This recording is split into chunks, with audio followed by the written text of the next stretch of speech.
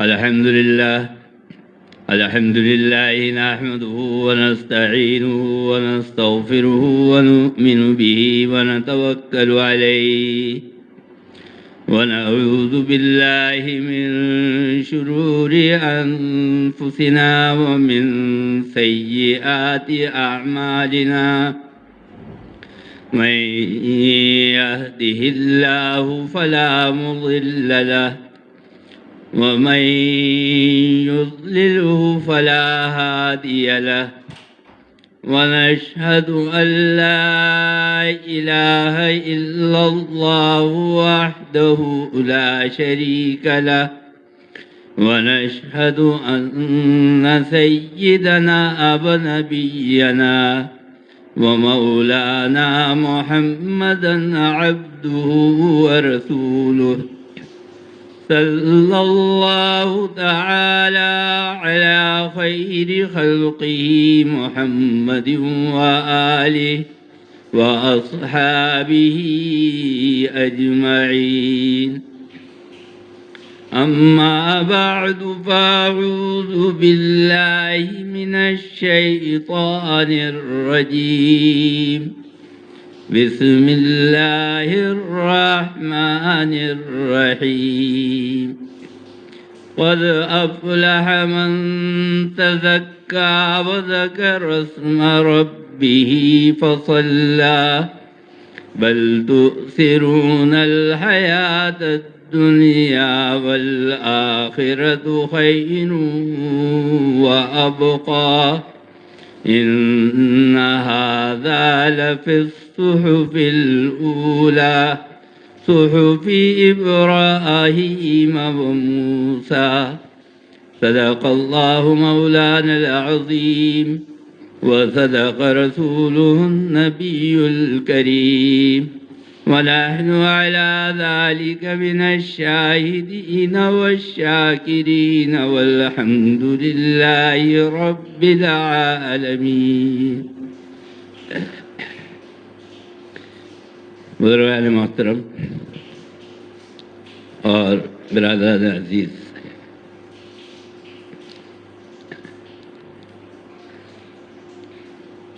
حضور اکرم صلی اللہ علیہ وسلم جب دنیا میں تشریف لائے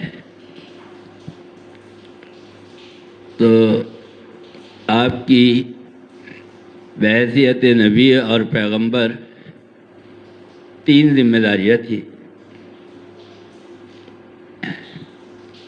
ایک تو یہ کہ آپ قرآن کریم کی آیتیں تلاوت کر کے سنائیں. ربنا وبعث فیہم رسولا منہم یتلو علیہم آیاتک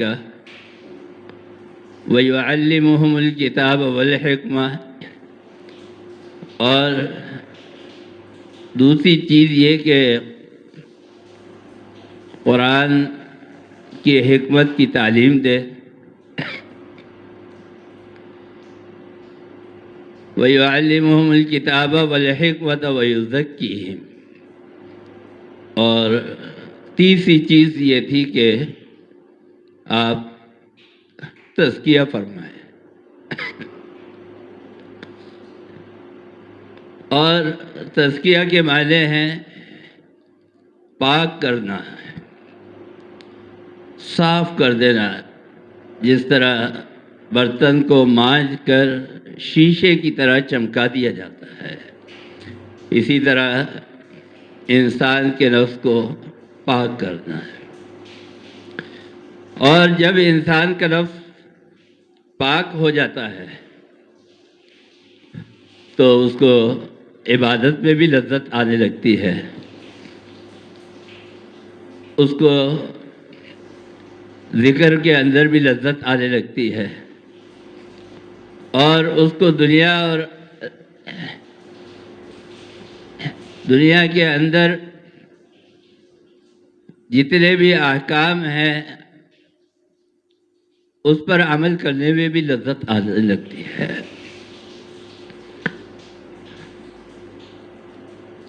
دنیا کی لذت عارضی ہے اور فانی ہے،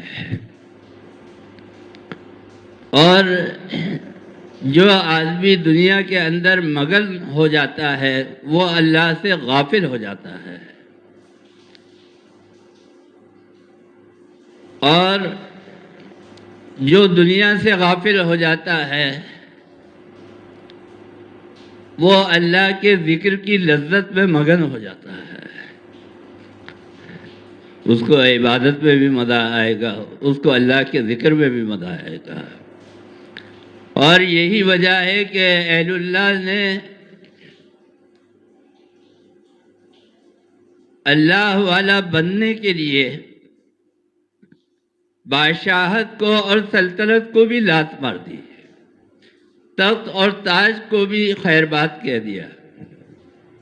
علامہ اقبال نے بڑی اچھی بات کہی، فرمایا کہ نہ تخت و تاج میں نہ لشکر و سپاہ میں ہے، نہ عہدے اور منصب میں آپ کو مزہ آئے گا، نہ آپ کو تخت و تاج، محلات اور بادشاہت کے اندر مزہ آئے گا۔ نہ تخت و تاج میں نہ لشکر و سپاہ میں ہے، جو بات مرد قلندر کی بارگاہ میں ہے۔ جو آپ اللہ والوں کو اللہ کے ذکر میں مزہ آتا ہے وہ کسی اور چیز میں مزہ نہیں آتا۔ میں نے یہ بات عرض کی کہ دنیا کی جتنی بھی لذتیں ہیں، جتنے بھی مزے ہیں، یہ سب عارضی ہے۔ اسی طرح جو آدمی دین کے اوپر چلتا ہے اور مشقتیں اٹھاتا ہے، تکلیفیں اٹھاتا ہے، قربانیاں دیتا ہے، یہ مشقتیں، یہ تکلیفیں بھی عارضی ہیں۔ لیکن کچھ لوگ جو ہے وہ اللہ کے لیے کھاتے ہیں۔ بیوی اور بچوں کی ذمہ داریوں کے لیے آپ اگر دیکھیں تو انسان کتنی مشقت کرتا ہے۔ روزی کمانے کے لیے اگر آپ دیکھیں تو انسان صبح سے شام تک کتنی تکلیفیں اٹھاتا ہے۔ بہن بھائیوں کو راضی کرنے کے لیے کتنی تکلیفیں اور مشقتیں اٹھاتا ہے، اور جو صبح سے شام تک گھریلو کاموں کی ذمہ داریاں ہیں اس میں کتنی تکلیفیں اور مشقتیں اٹھاتا ہے۔ کہیں گاڑی کے لیے پیسے جمع کر رہا ہے، کہیں گھر بنانے کے لیے پیسے جمع کر رہا ہے، کہیں اے سی لگوانے کے لیے پیسے جمع کر رہا ہے، کہیں سردیوں میں ہیٹر لانے کے لیے پیسے جمع کر رہا ہے۔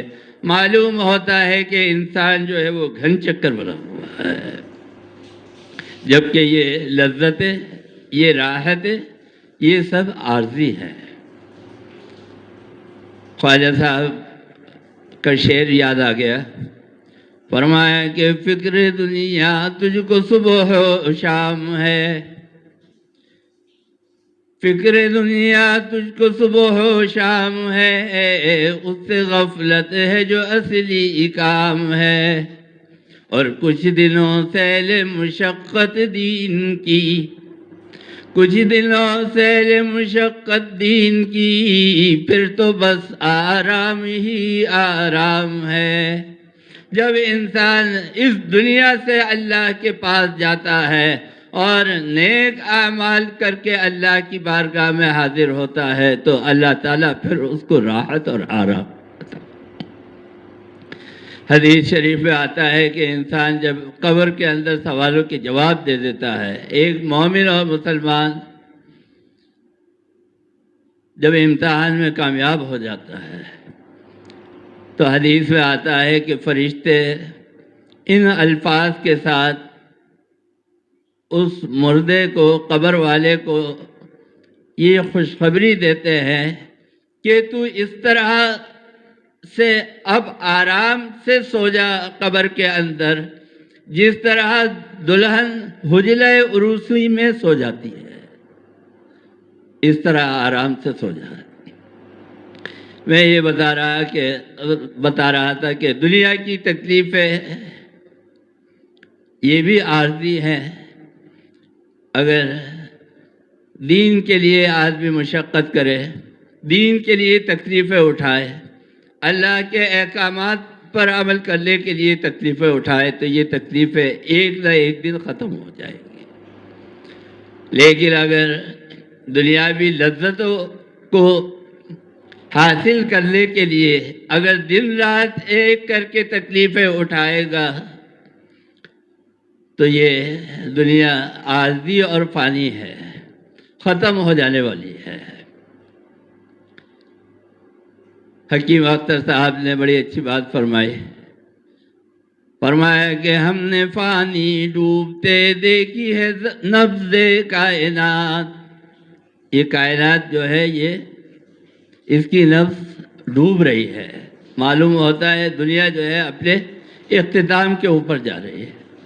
ہم نے فانی ڈوبتے دیکھی ہے نبض کائنات، مزاج یار کچھ برہم نظر آیا مجھے۔ میں یہ بات عرض کر رہا تھا کہ ان لذتوں کے لیے کہ جو لذتیں عارضی ہیں، ان لذتوں کے لیے تکلیفیں اٹھانا اور اپنی زندگی کو خطرے کے اندر ڈالنا یہ عقل مندی نہیں ہے، بلکہ عقل مندی وہ ہے جو عقل مند آدمی ہے وہ فائدے کے لیے محنت کرتا ہے، مفید چیزوں کے لیے تکلیفیں اٹھاتا ہے، اور مادی خواہشات جو ہیں یہ نہ ختم ہونے والی خواہشات ہیں، اور یہ ایسی خواہشات ہیں کہ اس کی حیثیت ایک خیالی پلاؤ کی طرح ہے۔ ایک آدمی تھا، اس کو محنت مزدوری کرتا تھا، 4 آنے ملنے والے تھے، تیل کا کنستر اٹھا کر لے کر جا رہا تھا، مزدوری کر رہا تھا، تو 4 آنے اس کو ملنے والے تھے۔ تو اب یہ جا رہا ہے کہ اور دل ہی دل میں کہتا ہوا جا رہا ہے، خیالی پلاؤ پکا رہا ہے کیا کہ مجھے 4 آنے ملیں گے، اس سے میں چوزے خریدوں گا، پھر یہ چوزے جو ہے یہ بڑے ہو جائیں گے، مرغیاں بن جائیں گی، تو پھر یہ انڈے دیں گی، پھر انڈے سے بچے نکلیں گے، پھر میں بہت ساری مرغیاں ہو جائیں گی تو اس کو بیچوں گا، پھر میں بکریاں خریدوں گا، پھر ان کی نسل بڑھے گی تو پھر ان کو بیچوں گا، پھر گائے بھینسیں خریدوں گا، اور اسی طرح کرتے کرتے میں ملک التجار ہو جاؤں گا، تجارت میری بڑھتی چلی جائے گی اور میں محلات بناتا چلے جاؤں گا یہاں تک کہ امیر ہو جاؤں گا، اور جب میں امیر ہو جاؤں گا تو اس کے بعد بادشاہ کی بیٹی سے شادی کروں گا، پھر میرے بچے ہوں گے، اور بچے جب ہوں گے اور بچے میرے پاس آئیں گے، کھیلیں گے کودیں گے اور کہیں گے کہ بابا پیسے لاؤ، تو میں سر ہلا کے ان کو منع کروں گا کہ ہٹ جائے یہاں سے۔ بس جیسے ہی اس نے سر ہلایا، وہ جو کندھے کے اوپر کنستر رکھا ہوا تھا وہ سارا کنستر تیل کا گر گیا، اور سارا تیل جو تھا وہ ضائع ہو گیا۔ اب جس کے گھر یہ کنستر تیل کا پہنچا، اس نے کہا کہ بھائی یہ میرا تیل سارا تو نے گرا دیا، اس کے پیسے لاؤ، میرا اتنا نقصان ہو گیا۔ کہنے لگا تیرا تو تیل ہی گرا ہے، تیل کا نقصان ہوا ہے، میرا تو بنا بنایا سارا پلان بگڑ گیا، میرا تو سارا گھر برباد ہو گیا۔ تو میں یہ بتا رہا ہوں کہ انسان جو ہے خیالی پلاؤ پکاتا ہے۔ حدیث میں آتا ہے، فرمایا کہ انسان جب گھر بناتا ہے تو فرشتے اس کے اوپر ہنستے ہیں، یہ جو ہم اور آپ مکان بناتے ہیں۔ آپ نے دیکھا ہوگا کہیں بجری کا ٹرک آ کے کوئی ڈال جائے اور وہاں پر بچے موجود ہوں تو وہ بچے بجری کے اندر گھس جاتے ہیں اور مٹی کے اندر وہ بجری میں ہاتھ اندر ڈال کے اور اس کے اندر گھر بناتے ہیں اور خوش ہوتے ہیں کہ ہم نے گھر بنایا۔ لیکن وہ اتنا ناقص، اتنا کمزور گھر ہوتا ہے کہ وہ ایک جھٹکے کے اندر وہ گھر جو ہے وہ گر جاتا ہے، ختم ہو جاتا ہے۔ اللہ تعالیٰ فرماتے ہیں کہ یہ جو گھر بنا رہا ہے، اس کے گھر بنانے کے اوپر فرشتے بھی ایسے ہی ہنستے ہیں اور کہتے ہیں کہ یہ کتنا ناپائیدار گھر بنا رہا ہے۔ اللہ تعالیٰ قرآن کریم کے اندر فرماتے ہیں، فرمایا کہ فَأَمَّا مَن طَغَىٰ وَآثَرَ الْحَيَاةَ الدُّنْيَا فَإِنَّ الْجَحِيمَ هِيَ الْمَأْوَىٰ۔ فرمایا کہ جس نے نافرمانی اختیار کی اس وجہ سے کہ اس نے دنیا کی زندگی کو ترجیح دی۔ اصل میں ہماری اور آپ کی پرائرٹی کیا ہے؟ ہمارے اور آپ کی ترجیح کیا ہے؟ ہم کس چیز کو بہتر سمجھتے ہیں؟ کس چیز میں اپنا فائدہ دیکھتے ہیں؟ اس کی ایک چھوٹی سی مثال ہے۔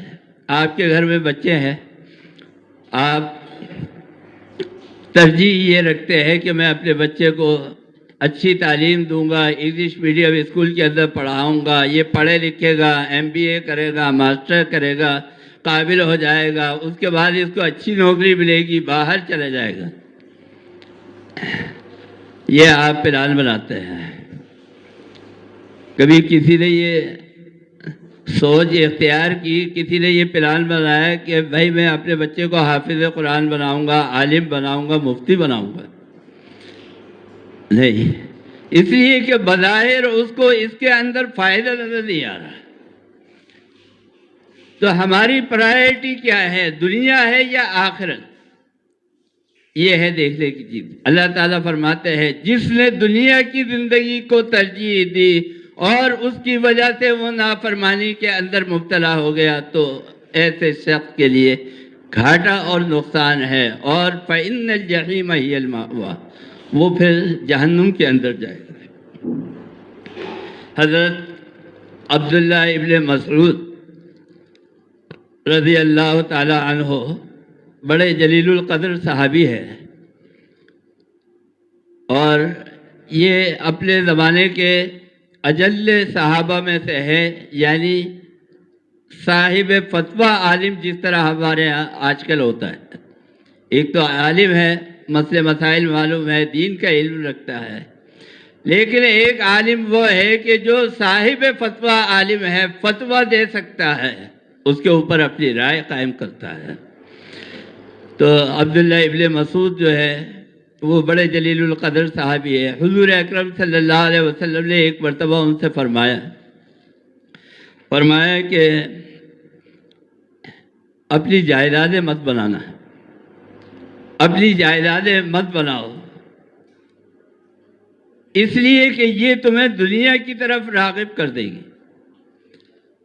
اور حضور اکرم صلی اللہ علیہ وسلم نے فرمایا کہ من اراد الدنیا، جس نے دنیا کی خواہش کی،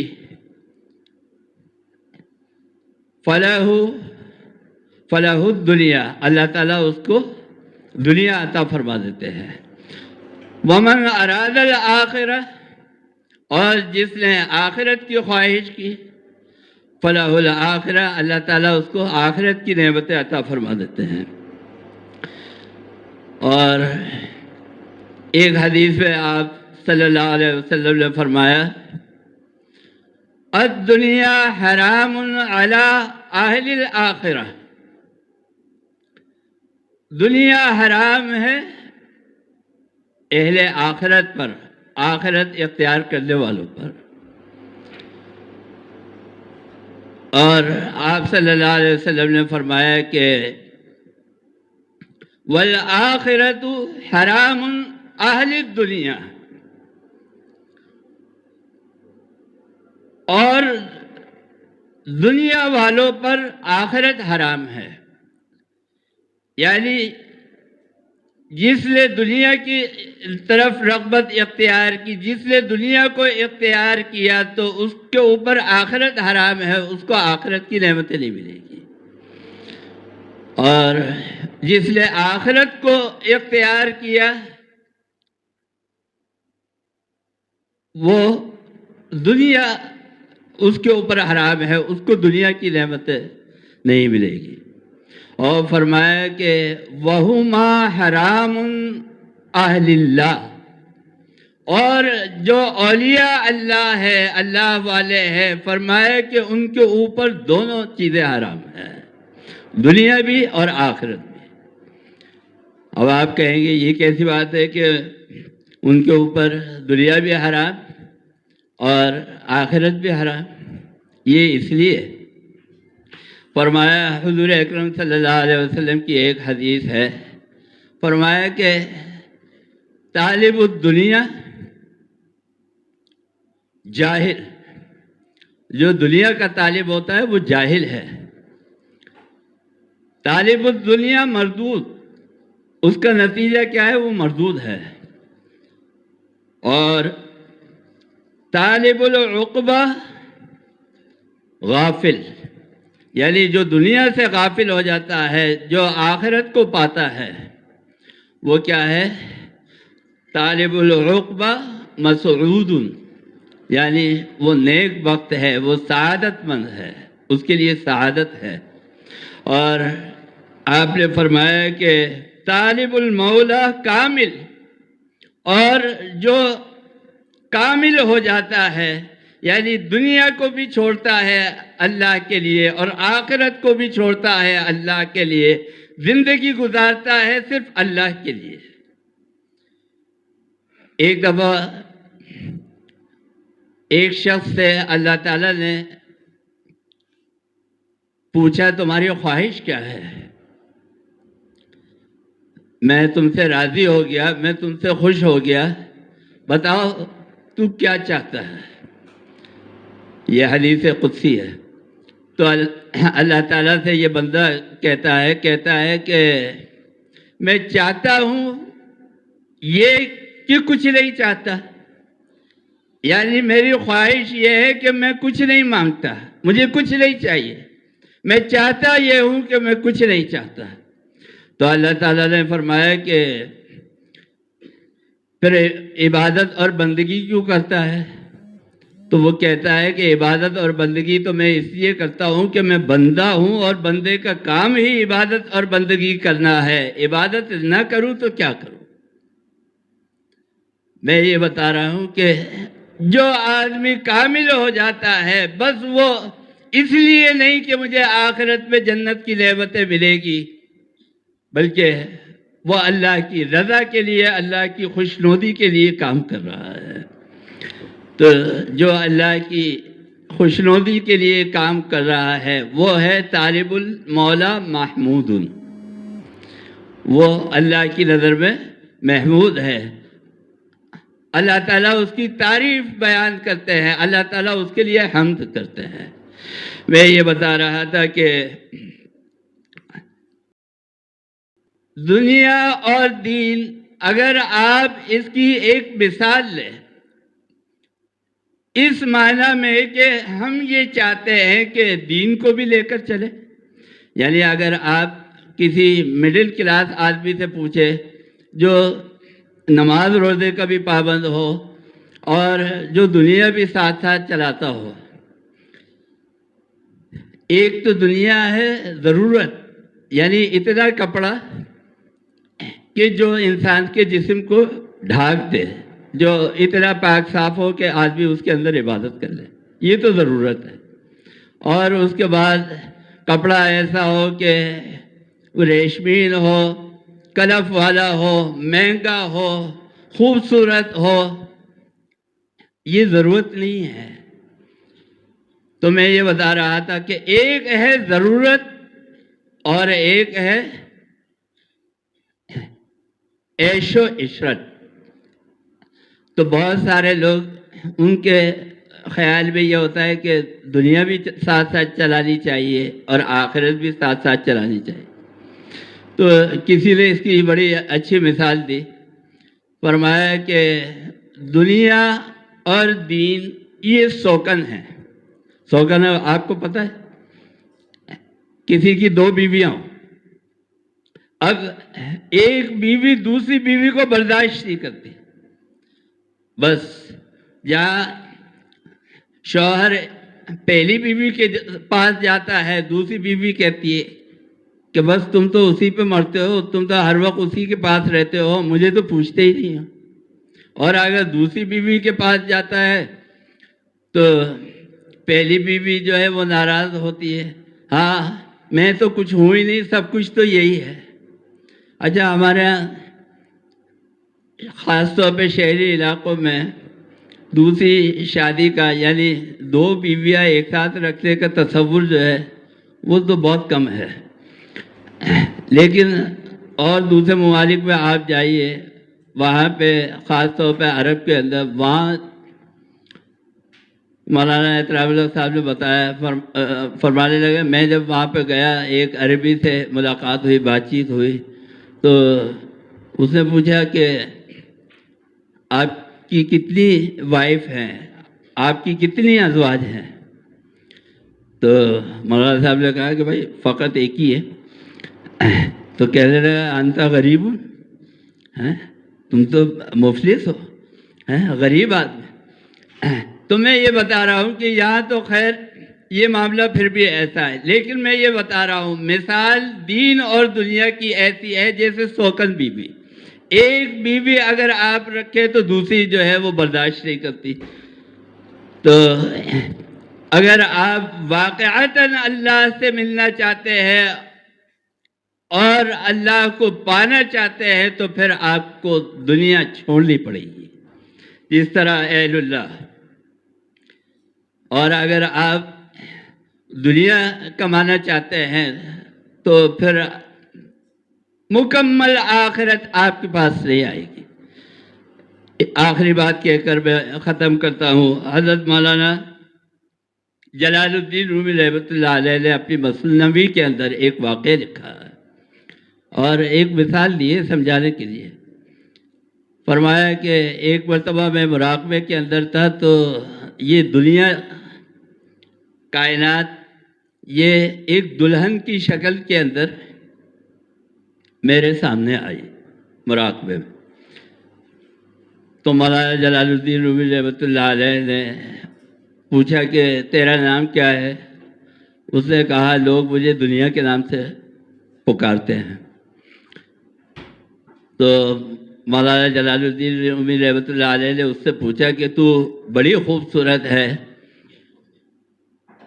تیری شادی ہو گئی؟ تو اس نے کہا ہاں جی ہو گئی۔ فرمایا کہ کس سے ہوئی؟ اس دلہن نے یہ کہا، یعنی دنیا نے، دنیا جو دلہن کے روپ میں ہے، دلہن نے یہ کہا کہ جتنوں نے مجھے منہ لگایا وہ سب نامرد نکلے، اور جو مرد ہے وہ مجھے منہ نہیں لگاتے۔ بس دنیا کی وقت ایسی ہے کہ جو عقل مند ہے وہ دنیا کو اختیار نہیں کرتا اور آخرت کو ترجیح دیتا ہے، اور جو بے وقوف ہے، جو احمق ہیں، وہ آخرت کو چھوڑ کر دنیا کی لذتوں کو اختیار کرتے ہیں۔ حضور اکرم صلی اللہ علیہ وسلم نے فرمایا کہ الدنیا مزرعۃ الآخرہ، یہ دنیا جو ہے یہ آخرتی ہے، بس جو عمل تم یہاں پر کرو گے اس کا نتیجہ اور اس کا صلہ آخرت کے اندر پاؤ گے۔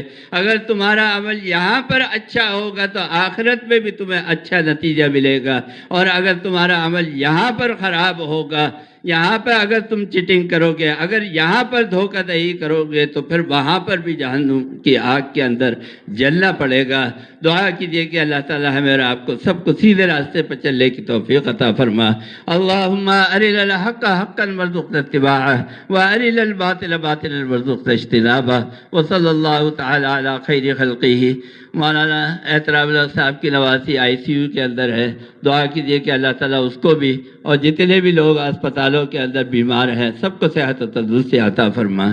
جو لوگ گھروں کے اندر بیمار ہیں اللہ تعالیٰ ان کو بھی شفا کاملہ عاجلہ مستمرہ نصیب فرما۔ وصلی اللہ تعالیٰ علی خیر خلقی محمد وآلہ۔ طاہر صاحب کی ہمشیرہ جو گزشتہ دنوں بیمار تھی ان کا بھی انتقال ہو گیا، دعا کیجیے کہ اللہ تعالیٰ ان کی بھی مغفرت فرمائے، اللہ تعالیٰ ان کو جنت الفردوس میں جگہ عطا فرما۔ وصلی اللہ تعالیٰ علی خیر خلقی محمد وآلہ واصحابہ اجمعین برحمتک یا ارحم۔